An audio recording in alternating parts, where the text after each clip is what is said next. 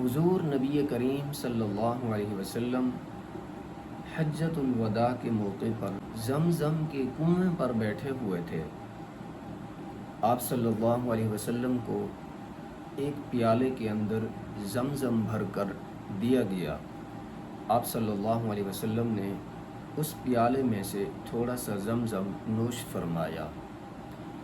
اس کے بعد آپ صلی اللہ علیہ وسلم یوں ہاتھ میں پیالہ لے کر بیٹھ گئے۔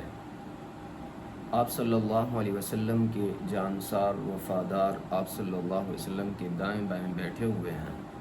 حضرت ابو بکر صدیق رضی اللہ تعالی عنہ دیکھ رہے ہیں، حضرت عمر فاروق رضی اللہ تعالی عنہ، حضرت عثمان ابن عفان، حضرت علی رضی اللہ تعالی عنہ، سب صحابہ اکرام آپ صلی اللہ علیہ وسلم کی طرف دیکھ رہے ہیں۔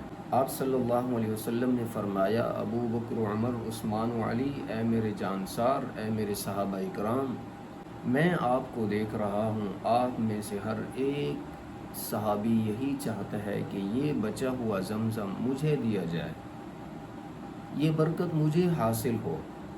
آپ صلی اللہ علیہ وسلم نے فرمایا کہ ابو بکر، آپ نے تو قرآن مجید نازل ہوتا ہوا دیکھا ہے، اے میرے صحابہ اکرام کی جماعت، آپ نے مجھے آمنے سامنے بیٹھ کر دیکھا ہے، آپ نے قرآن نازل ہوتا ہوا آپ نے اپنی آنکھوں سے دیکھا ہے، آپ نے میرے غزوات، میرا اٹھنا، میرا بیٹھنا، آپ نے اپنی آنکھوں سے مشاہدہ فرمایا ہے۔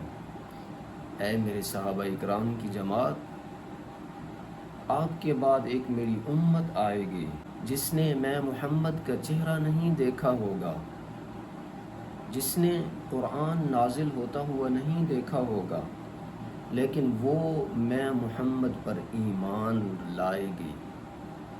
اے ابو بکر، اے میرے صحابہ اکرام کی جماعت، میں چاہتا ہوں کہ یہ بچا ہوا زمزم میں اپنی امت کو پیش کروں۔ آپ صلی اللہ علیہ وسلم نے وہی بچا ہوا زمزم اسی کنویں کے اندر گرا دیا۔ آج جو ہم زمزم پانی پیتے ہیں، یہ جناب رسول اللہ صلی اللہ علیہ وسلم کا اس کے اندر جوٹھا مبارک ملا ہوا ہے۔ آپ صلی اللہ علیہ وسلم نے اپنی امت کا ہر موڑ پر، ہر موقع پر خیال رکھا ہے۔ اے امت والو، آج بھی ذرا ہم اپنے گریبان کے اندر جھانک کر دیکھ لیں کہ ہمارے نبی نے تو ہر موڑ پر، ہر موقع پر ہمارا خیال رکھا ہے۔ کیا آج ہم بھی اس نبی کے امتی ہونے کا ثبوت پیش کر رہے ہیں یا نہیں کر رہے؟